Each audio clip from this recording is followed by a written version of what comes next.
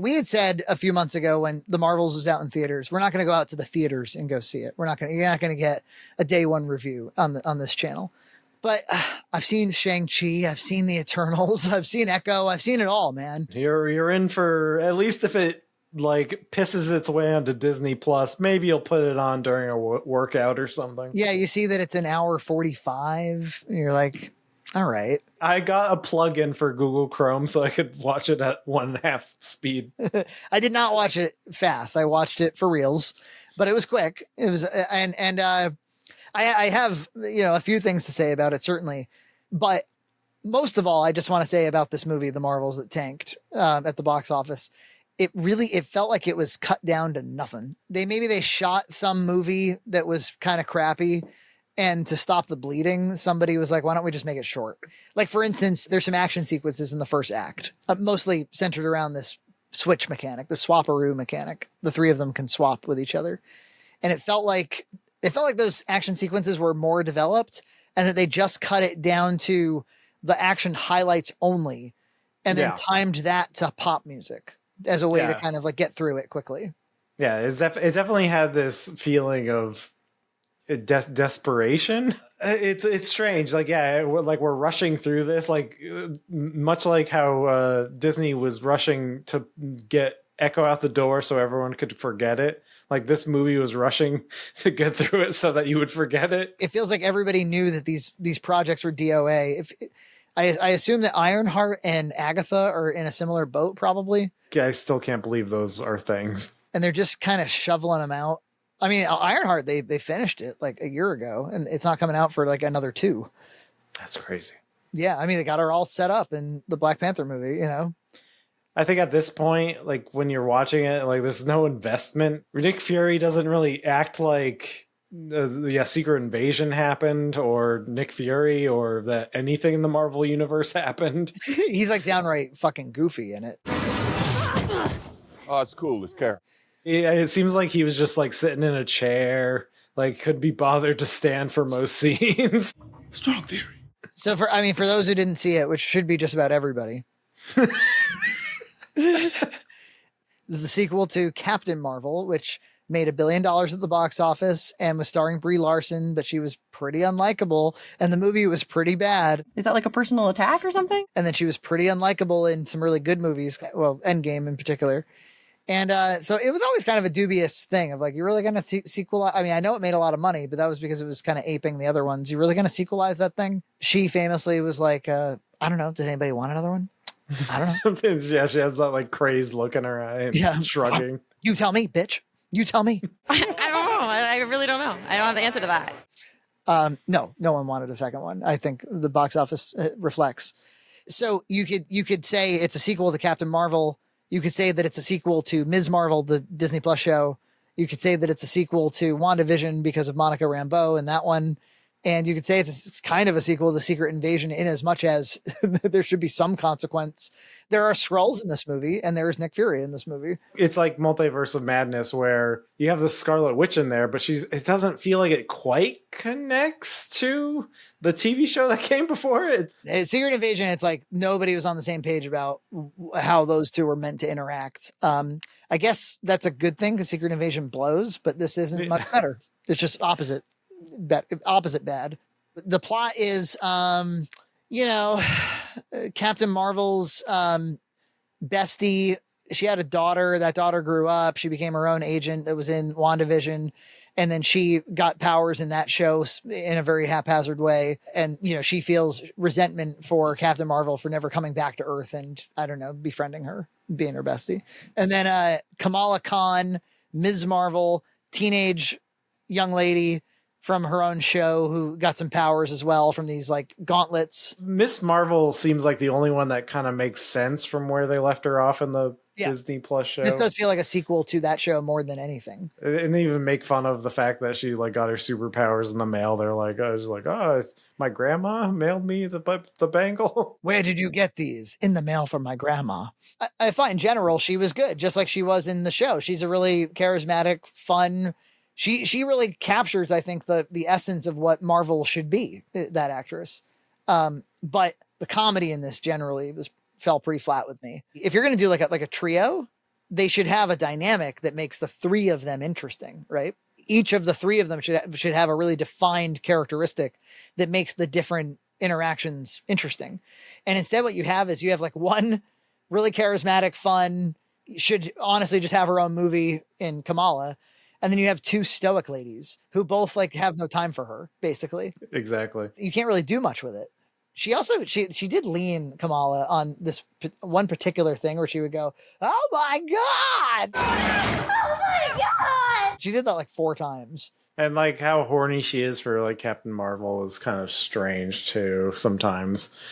And you can tell Brie doesn't know what to do with it. Actually, they gave like Brie a cool storyline, like where there's like a civilization that she basically like ruined, and that's calling her the Annihilator, which is a cool concept, but it's like totally cut down to nothing. It's mismanaged. It's rushed. The villain it's like a librarian. Like what is this? The lady, she's like, they put a grill on her to make her kind of frightening, but she's still like a tiny lady. She's meant to be the successor to Ronan the yeah, Accuser. Ronan, the Kree guy from Guardians, but she's like more like a citizen of that was impacted by, you know, Captain Marvel fighting.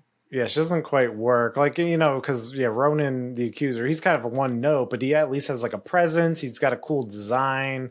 And it feels like, I don't know, it feels like they just grabbed Lady off street, gave her some like leathers and the hammer, and that's it. Did you also feel like the kind of like the sci-fi elements were incoherent a lot of the time, where you're like, I don't actually know what the fuck they're talking about, like jump points and bangles, and there was like kind of like too much plot at times, and you're like, I don't really know what the rules are. Yeah, it was a little too silly. Even though like things like Guardians of the Galaxy are silly, it takes itself seriously enough and the elements seriously enough to it kind of goes together. Yeah, and I'm invested in the characters too, and I was struggling with, I mean, certainly Monica Rambeau I'm not invested in whatsoever, and they made Brie a little looser, I suppose, than she had been in the first one. She's not nearly as much of like, quit looking at my ass, you know, she was in the first movie. I did say, I will say, Brie Larson is in very good shape. Famously, actresses in Hollywood movies are very, very slim. But I think over the course of the last couple of decades, of course, with the rest of the population, they've grown. I thought, strikingly slim. It's interesting that like, because it does feel like an obligation that she was in this movie. I don't know if she's having any fun. Yeah, I don't think so. There was, they visited a musical theater planet. Oh yeah, in my notes, I just have Singing Planet sucks. You could tell what happened there. There's musical theater types that made this movie, and they wanted the excuse. Luckily, it goes by pretty quick because they cut this down to nothing as well. Yes. So you don't cringe for that long, but when you're there, you do cringe. You know what movie this reminded me of the most in the Marvel universe? Thor: Love and Thunder. Oh yeah. It had that feeling to it to me of like, okay, there's kind of like not enough to hang your coat on. And it feels like you got a little carried away with a couple of your like fun, silly concepts. Like I'm reminded of the screaming goats in that movie. I'm reminded of the cats that eat everything in this movie. Oh yeah, the whole cat sequence at the end. Yes, they're just like, oh, you need to have these cats going around and running around. We're chasing the cats. It's a very like lol. Icon has cheeseburger. Yeah, yeah. It's weird. It's just strange. It's like straight like a bunch of like half baked ideas that they all went with. Let me just throw this at you. Guardians of the Galaxy 3 was $250 million budget, and this is a $270 million budget reported. My God. So can somebody help? I mean, Guardians 3 has like a fully animated character that's in most of, a whole lot of the movie. Like the visual effects in Guardians 3 is crazy. And this thing, like, it was just shot on a few stages for the most part. I did find it hilarious that the villain was like stealing the air and the water and then the sun. It's like so ridiculously goofy. Mr. Burns. I heard some people defended the movie on that basis. They were like, it's very comic booky. It's also in the plot of Spaceballs. Suck. It's Megamaid. She's gone from suck to blow. Yeah, the cat eating stuff was very unfunny to me. Using the cat's song was a little funny. The like, touch me, but it was a total non sequitur. I don't even know how it related to the movie I was otherwise watching. Random note I wrote down. I said the 2017 Power Rangers movie was better than this. I don't like that movie, but I'm like, I think that kind of works. There's like a third act where they fight the big monster and they become Megazord. It kind of works better than this.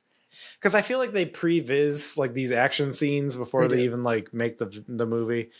I did like the training sequence of they're doing like the jump rope and they're like practicing switching, and then the final battle where they are switching. Because I feel like those are the things that they wanted to do that is a cool concept. But then the rest of the movie, like I don't know, I feel like even the switching itself doesn't quite always work consistently.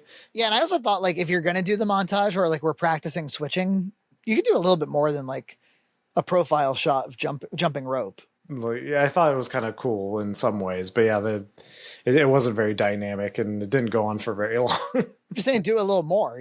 Like people are gonna like this. It's probably the one thing they'll remember in this whole movie. Yeah. But I like Ms. Marvel. I would have liked for her to do more stuff, but she did. They did tease something at the end. It was her propositioning Kate Bishop from the Hawkeye show to be in the Young Avengers. And I thought I would just watch a show of maybe you two. I like you two. Yeah.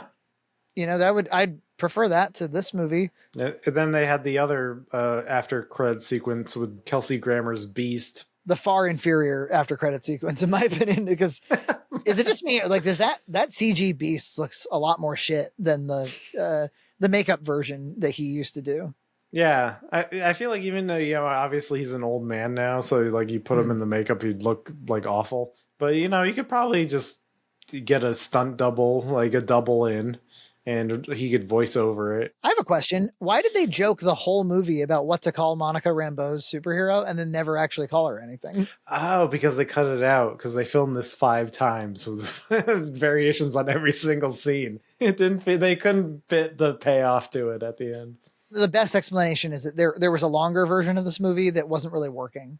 And they ultimately stopped wanting to spend quite so much money. And so they just cut it down to an hour and 45 minutes and dumped it into theaters. That's a good call. I think they could have probably cut it down even more. Ultimately, it feels more like a short film than anything. And in that respect, even though I never liked the first Captain Marvel movie, that movie feels a lot more like a movie than this one does to me. This feels like it's just like edited down to the nub. Yeah, it feels like a Ms. Marvel, like Disney Plus, special, and even that it's kind of weak for that. Like there's more going on in the holiday special of the Guardians of the Galaxy.